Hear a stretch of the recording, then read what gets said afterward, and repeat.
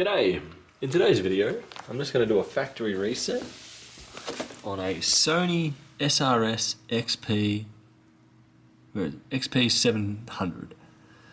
And this one, with the device turned, or with the speaker turned on, this will clear what's been saved in Bluetooth.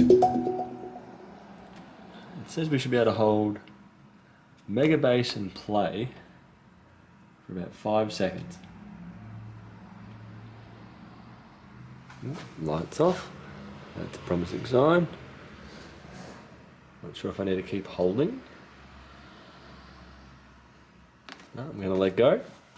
I'll hit power again. Because the main issue with this was Bluetooth was not working. Bluetooth looks to be working now. Cool.